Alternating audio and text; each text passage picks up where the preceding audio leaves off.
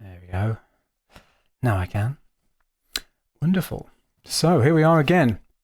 And this time, I believe, anyway, I have managed to figure out my sound on this stream. And I have to say my voice is sounding a bit weird, so maybe I've overdone something on some setting in there. And what I'm going to do today, as I've managed to figure out my sound, let's just check. I've done that. Can you hear that? Can you hear an F minor chord right now? If you can, then it's working.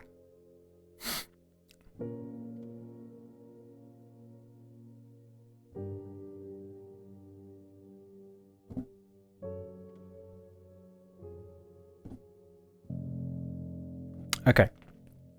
And what I am doing today is what I was supposed to be doing yesterday. But yeah, something went wrong with my sound, so I couldn't do the production session I was doing, so I didn't ask me anything, which is great, because there was plenty of people who turned up to that and asked all sorts of questions. So, hello Preston, great, it's all working. So, yeah, so if you want to watch that, Ask Me Anything, it's in the description or in the post, depending on where you're looking at this. But don't do that now. Don't do that now. Do it afterwards. After this live stream, which is really live. So, now that's a funny question. So Quantize King is saying, how long should I play a day to learn the piano? Depends how long. So it's like literally how long is a piece of string question. So it depends what you mean by learn the piano. Yeah, I mean, if you mean, right, okay, now I can play the piano, then you don't need to practice at all. If you mean to be as good as Vladimir Ashkenazi, then probably all your life, multiple hours every day. So, yeah, if you can define the question for yourself better, that would be okay. I mean, what are you learning the piano for? How good do you want to be? I mean, the piano is an endless thing that you can get better at. I mean, you never actually achieve true mastery because mastery always is going away from you. So what I would suggest is the right amount of time to practice anything is the amount of time that will mean that you practice every day. Even if that's like 5 minutes. Okay. So that's what I would say about that. Is just, you know, like practice the amount of time that means you will do it every day. Hello, Rick. So, yeah. Hello, Ro. Some old faces. I mean, I don't know whether your faces are actually old. Don't mean to offend you or anything, but yes, you're welcome back to this Mike Monday live stream. So, let's go. And this Splurge is doing a specific thing. Okay, well, two specific things. I'm leveraging it's called a preset splurge. Yeah. And what that is doing is leveraging two things to help me be more creative. Okay. And by the way, if there are any leapers on at the moment who need to ask me questions about the leap, because we've just started a class for Enrique 0, yeah, ask in the chat, and I'll definitely get to them. Okay, so, God, I've done something weird to this voice. I think it's the what's it called? The gate. It's like silence when I don't speak. The gate is shutting. Every time I stop speaking. And this was in an effort to kind of maybe cut down some of the background noise up there. And we'll see if it works. Anyway, it's freaking me out because usually I have my voice in my headphones and it's very strange. It's just a very strange feeling. Usually I can hear everything else going on around. Anyway, coming back to the preset splurge, what this is about is it's not about using presets per se. Yeah, it's not about I think that everybody needs to use presets because they're the best thing ever. Well, it's not me saying, I'm not suggesting that everyone goes out and stops making their own sounds. I'm not anti-sound design. It's nothing like that. It's simply a creative game that we can play with ourselves, this preset splurge, which forces us to be creative, and it uses 2 particular buttons that we can push at the same time. And what those buttons are, on one hand, luck, or otherwise known, it's not really luck, it's otherwise known as randomness, okay? Now, randomness is a wonderful, wonderful thing if you surrender to it. Oh, sorry, randomness. Yes, you can take all my money. Like that, okay? As long as you surrender to randomness, it's a wonderful thing in the creative process. Because what randomness does, and I'm talking about things like making mistakes and that kind of thing, what randomness does is it gives you ideas you never could have had by thinking of them, okay? So if you surrender yourself to randomness, then you can really kind of find new things. Yeah. So one is luck, and the other is limitations. Now, one of the problems that a modern music producer faces is that there is too much stuff. I mean, I've got a fair amount of stuff here, and it feels like too much to me. Yeah. Now, the problem is when there's too much stuff and there's too many options, you can do anything. And so often, when you can do anything, what ends up happening, children? You end up doing nothing. And if you do end up doing something, it ends up sounding like nothing in particular. Okay. So what limitations do is they force us to be more creative. Because what is creativity? Creativity is the process, the mental, if you like, process that we have to use in order to overcome limitations. Without limitations, there is no creativity. So what the preset rule of the preset splurge is doing is it's pushing those 2 buttons to unleash a veritable nuclear explosion of creativity in your studio. Or, quite often, what it unleashes is an unrivaled explosion of absolute crap as well. But it's okay because we do loads of them. Okay, so it's worth it. Okay, so we have another question. Nazir, hello Nazir. Do you normally start a new track by laying down percussion first, or getting inspired by melodic parts? My answer to this question is simple. Yes. In other words, I don't have a way that I start tracks. I just start tracks. So let's start tracks. So here goes. What I'm going to do today, because this is a preset splurge, I'm going to... Hi, JP. Hello, John. Just talking to John yesterday. Good to see you, John. Actually, I don't have the console one on because I ain't got it plugged in. Anyway, I'm not going to worry about that. So we're going to start. And so basically, let's move over. Let's move over to the computer. Hello. It's me, Mike Monday, at the computer. So, what the preset splurge, the rule is, because splurging is a separate thing. Splurging is basically 4 rules. Don't focus on quality. Go as fast as you possibly can, although while I'm live streaming splurges, I don't go very fast because I'm usually talking to you and answering your questions. Oh, and by the way, if you're new to my live stream world, then you are free to ask as many questions as you want. Don't think you're going to be, what's the word? You're going to be disturbing me or stopping me or kind of interrupting my train of thought. I do make music at other times beyond my live stream, so don't worry about that. This is the reason for I'm doing these live streams is to help you first and foremost. It's not for me. Okay, so ask as many questions as you want about what I'm doing, about what you're doing, about what you're not doing, about the weather, about just don't ask about politics or religion. Okay, right. So the preset splurge is Zero focus on quality, 100% focus on speed. Speed as well, but mainly speed. Speed, and you record every idea. Okay? And a splurge doesn't have to be a whole piece. It can be anything. Basically, when you stop a splurge when you stop splurging, which other means when you're starting to kind of edit and kind of change and try and improve things. All right? And you just record the result so you can listen to it later, and then you don't listen for at least 7 days. Okay? Under normal circumstances. Okay? Those are the rules of the splurge. But what I do with the preset splurge is I'm adding another rule on top of this, which I do with a lot of splurges. Yeah. Which is to basically go with the first preset you randomly find.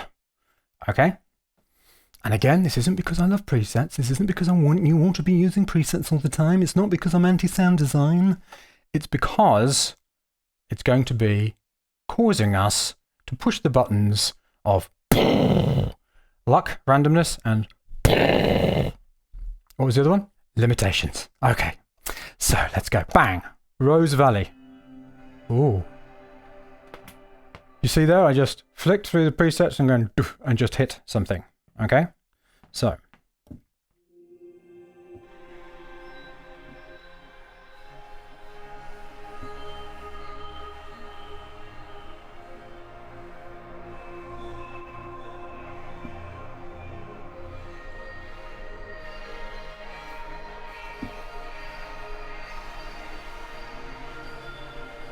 Wow.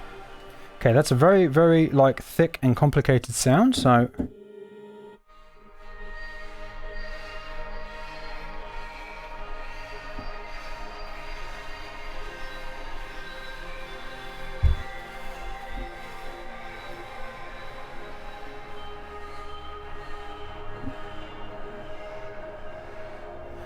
I wouldn't usually choose a sound like this at all. So what I usually do when I'm doing a preset splurge is I start with a preset like that, and then I click my tongue like I just did, and then I kind of play some kind of part, and that suggests a tempo. That's what I tend to do with a preset splurge. So I'm literally starting with the sound, okay?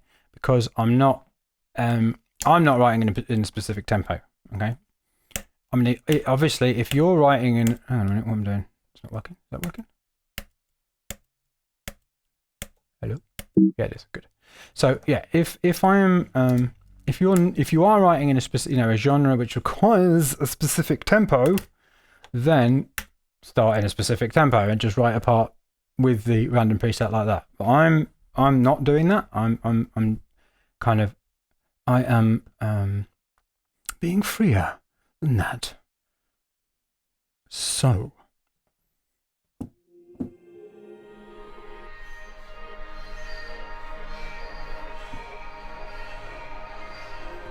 Why, thank you. I have a voice for film and TV and a face for radio. So no, I think what it is actually is it's this mic, which is really, really good. This mic here is a DPA 6066, and it's a really, really darn good mic.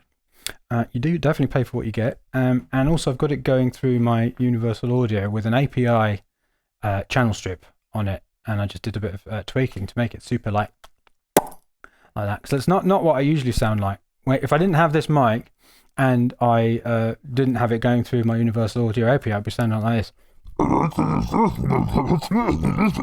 But actually what I've done, because I'm such a good music producer, is I've made it sound like this. Only I could do the same with my face. That would be awesome. Anyway, so back to the music. Click. It's going to move you out of the way. There we go. Okay. You've got me thinking about my voice now, Quantize. Sprinkler, Barry White. Anyway, so stop messing around, Michael. Get on with it. Come on.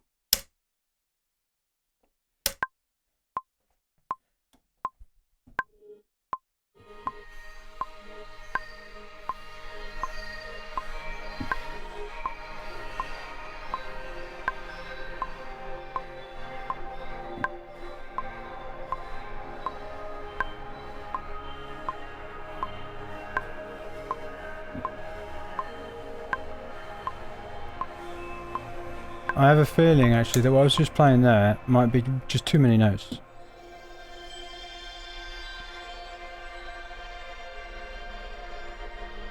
But I'm just going to do it anyway. I'm just going to leave it in because that's what I played first, and just in the spirit of the splurge, I'm not going to mess around.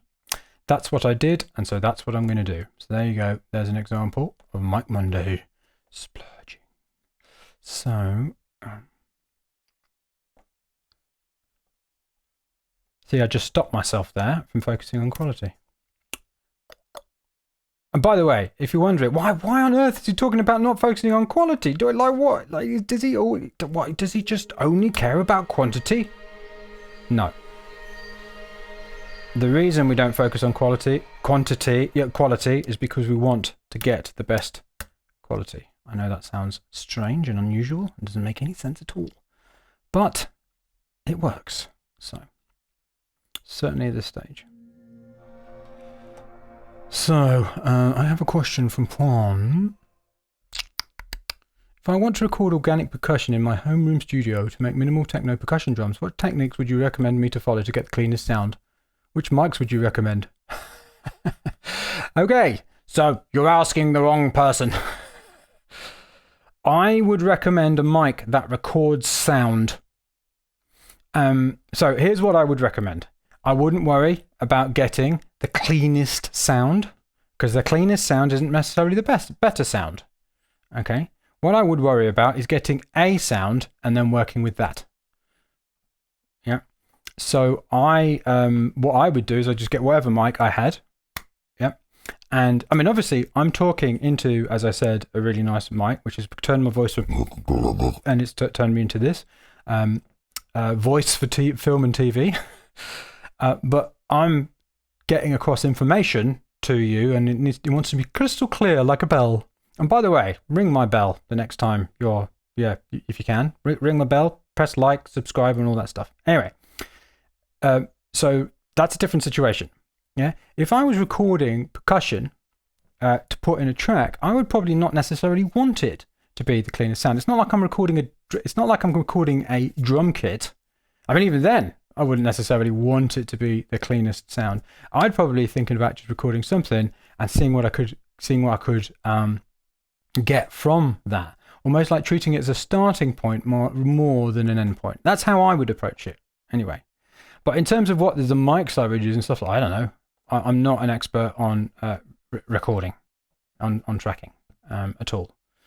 That hasn't been my wheelhouse, really. So, yeah. So,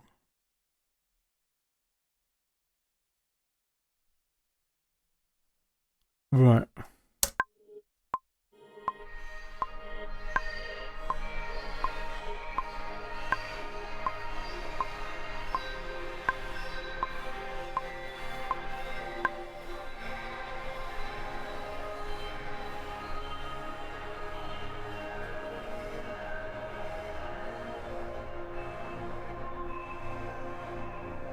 Right, now I'm going to go with the DFAM. Now, obviously on a preset splurge, that would usually, you would think, require the presence of presets. But no, it doesn't. Because if you have something like this, little beauty here, the DFAM, which has no presets, you can't save anything, it's just got knobs and holes, and buttons. And switches. Knobs, holes, buttons, and switches. That's all you've got to play with. Then how do you simulate the preset splurge? What you do is you just go like this. You randomly twist knobs. Okay. In any except for the volume knob. Probably you want the volume knob up, otherwise it's gonna be, yeah. You randomly twist knobs and switches and see what comes out. Yeah. It's likely to be an absolute racket or no sound at all. Yep. And then you work with that. You get as quickly as possible to that. Okay. So